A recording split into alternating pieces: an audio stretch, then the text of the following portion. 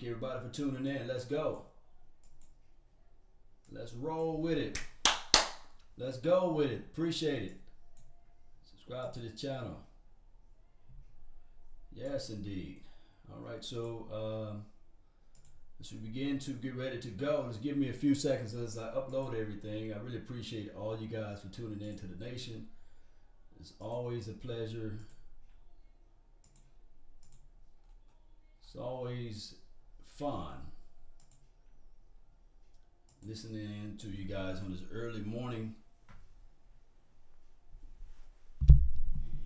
Yes, indeed. Yes, indeed. Yes, indeed. Thank you guys for tuning in. Don't forget to hit that like button. Share this content. Share this content. Don't forget to hit that like button and share this content. Let's roll with it. Let's go with it. We're going to talk about the NFC East in a few. We're going to get everything going in the right direction. I really appreciate all you guys for tuning in to the nation. It's always a pleasure, always fun talking about the NFC East. As those would say, the NFC least. Yes, indeed. So let's go with it. Let's roll with it. Appreciate you guys for tuning in. Don't forget to hit that subscribe button. Share this content. Let's roll with it. It's early in the morning. I hope you guys got your coffee. We're going to talk about it. Let's be about it. Let's get this thing going one way or another. Really like to bring around the fact that the NFC East is wide open. It's open for everybody. It's open for business, as they say. It's open for the plucking. Now, the problem is there's a conundrum. The issue altogether, the Dallas Cowboys offense.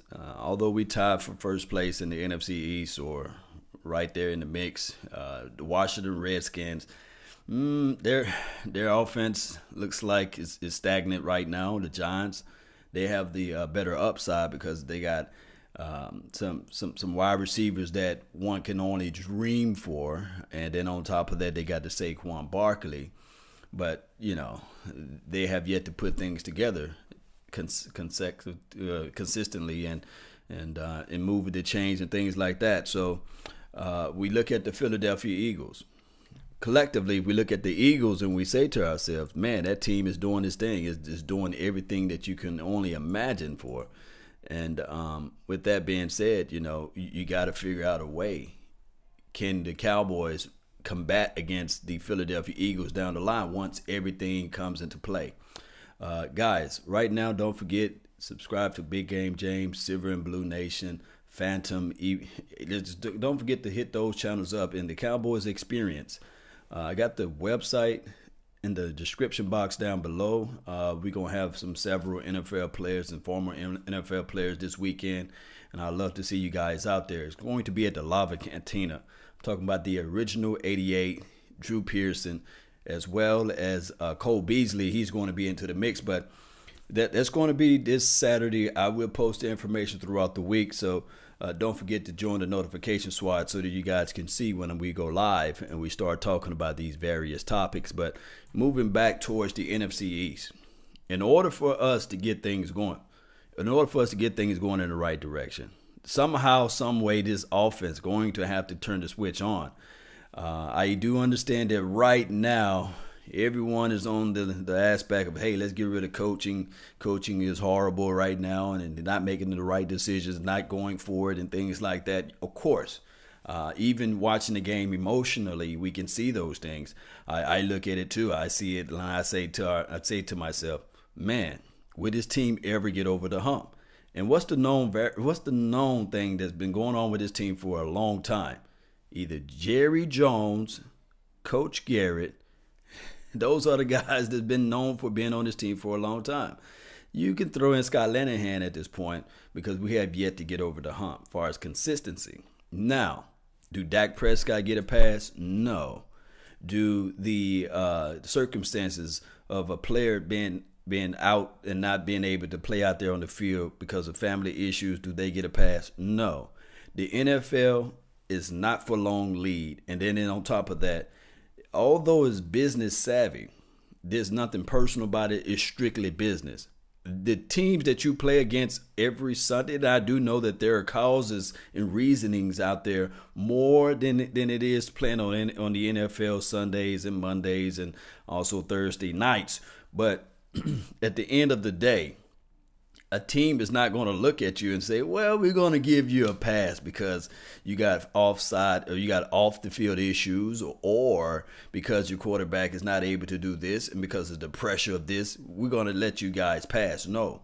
The NFL is a business that is a tough business. And the only people that makes it in the NFL, they take those excuses and they move them out the way. They figure out a way to see what their team needs, and they remove all of the politics out the way. Now, you cannot play politics and play football at the same time. And I think collectively, my Cowboys or our Cowboys are having those little small issues, because when there's time for us to go out there and get an Eric Reed, we didn't pull the trigger. When there was time for us to go out there and get a Josh Gordon who can help us out as far as the wide receiver play, we didn't pull the trigger because we had other issues with this team collectively as it relates to off the field, the DUIs of Terrence Williams, or the drug substance abuse with number 94 and then also number 95. So you do not win in the National Football League coddling players for one, and then you do not win in the National Football League trying to mentor and elevate and grow people to be on a quote-unquote everyday living status quo. That's just the bottom line. You just don't win. You get I guess good favor points in that, but at the end of the day, in order for you to win in the league, you got to figure out, okay, we're going to strictly keep it to the NFL business. Now, I said all this to say that the issue, the core underlining issue with our Cowboys right now is that we do see a little nepotism, cronyism with this play of and coaching staff with Jason Garrett and Kellen Moore has been hired as the I guess quarterback coaching, and we see that. But the Cowboys, we are a family-oriented business, and it's ran like a family business. So with all that being said, we look at teams like the Eagles. They're going out and they'll make those adjustments. They'll make those movements down the line, and which will benefit them in the long run. They do not look at it like, okay, this is a personal matter. We shouldn't look at this particular player. No, they're going to pull the trigger because at the end of the day, it's all about hosting up on raising and bringing up that Lombardi trophy. That's what it's about. So can we overcome those things? It's possible. It is possible. But the thing is, when you're talking about the Dallas Cowboys and we're talking about the spotlight that we have, it's just going to be like one of those things that everything that we do is going to be magnified times 10. So by us being still at the top of this division, by us still being into the mix, there is a possibility of us making it down the line. But in order for us to do this thing, we have to stay true and understand what is our identity. Right now, we're trying to find our identity. And that's the hardest part right now, rooting for the Cowboys, because Sunday after Sunday after Sunday, we just don't know. Are we going to try to run it down the opposition throats? Or are we going to try to air it out? Or are we going to try to do a play action? Or are we going to go into I formation? Or is this team built for the defense? Can the defense get a turnover? We saw what? A fumble last game. We saw an interception, which was cool. I'm not going to lie, which was cool. But we still need to see more out of the defense. And then on top of that, of course, I got to say this, with the offense, we still have to attack and be vicious and move the ball down the field. That's the only way. Scared money, as they say out there, scared money makes no money. So somehow we got to figure that out. And hopefully we can be on those right pages and figure those things out down the line. So guys, the NFC East is still wide open. I want to know your thoughts. I want to know your opinions on this NFC East. Can the Cowboys still rise to the top? You know, they say the cream rises to the top. Can the Cowboys rise to the occasion and take over this NFC East? Or is this a layup for the Philadelphia Eagles? Is this a layup for believe it or not, the Giants? Those teams are teams that you can say offensively that they can turn the corner around because of the skill sets that they have on their side of the ball. And then on top of that, the defense, maybe you can still say that they still have, like the Giants, they still have guys like the Landon Collins of the worlds and also the Jackrabbit that make and turn corners around. And then on top of that, when you get a Olivier Vernon back onto that defense, can they switch things around and become like a threat in the NFC East? Or could it be the Philadelphia Eagles? I call them filthy for a reason, but can it be them? Can they step this thing up and turn it around too? Or is this all in line for the Dallas Cowboys to say, okay, it's time for us to get out of this funk. We're going to go back to the tradition that we normally are, is to run this ball and then also take advantage of throwing the ball down the field. Can we get to those graces? Let me know, guys. Let me know. I'm going to do a quick shout out to those that's on this channel. Eric, thank you for tuning in. Latricia, thank you for tuning in, as well as on the Facebook panel. Bobby Boston, thank you as well for tuning in early this morning. They let me know you're part of the notification squad. Neil High on the YouTube page, thank you for tuning in. Guys, don't forget, I had the Cowboys going 10-6. So at this point, we only lost 3 games. There's still some optimism that we can talk about. We only lost 3 games, right? So can we still win some more games out down the line and still make my prediction pretty good? You know, can we go 10-6, or is it far-fetched?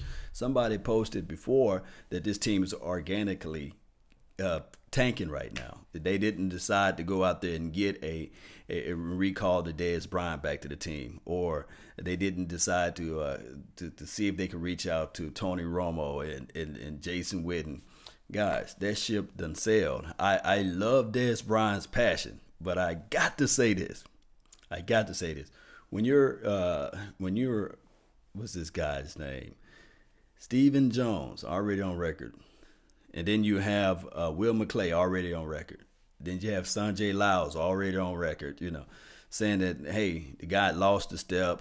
He's not the guy that we really want, because he don't fit well within the system that we're trying to run. We thinking that we can spread the ball throughout. And clearly, trust me, I love Will McClay, and I love the fact that we brought in Sanjay Lyles to bring in an extra wrinkle to this offense.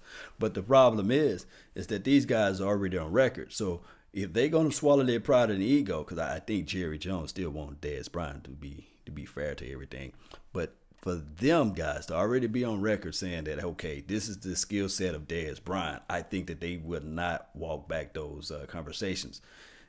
It's grim right now as far as wide receiver play. The guys that's explosive and making plays right now are guys who are like 5'8", not 5'9". I'm talking about Tavon Austin and Cole Beasley. Shout out to Cole Beasley. But those things right there, they would move the change in certain factors, but would they take over and change the game like a game changer, like an X factor player? I don't know. But I do know for sure, like Tavon Austin's speed taking off the top of the defense. Yeah, you can sprinkle in those plays, but consistency is the issue with that. So I think that next year, and I hate to look forward to next year, I think that next year they may go out and grab a quote-unquote wide receiver, or they may try to dance around in free agency next year. And then on top of that, we saw some growth factors with the tight end play last game, but they still may go out and grab a tight end. But it's just one of those things, guys. It may seem grim right now, but it is what it is. It may seem grim, but they're going to move forward and try to roll with the guys they got right now. And that's just how it goes, especially when you're talking about the Dallas Cowboys not willing to make those changes. So with that being said, I really appreciate everybody for tuning in to the nation. This is the early morning report. The NFC East is wide open. It's open for the plucking. So all we got to do is sit back and win the games we're supposed to win. And then on top of that, if we win all of the home games, if we go 8-8 out of this thing, I still think that you have a shoe-in the playoff with the 8-8 record. Believe it or not, although I'm rooting for 10-6, but if we can win every single of our home games, because I know for sure this weekend we're going to have over 90,000 strong with silver and blue, everybody repping that silver and blue. And this team, I think the playbook is a playbook. It's stationary.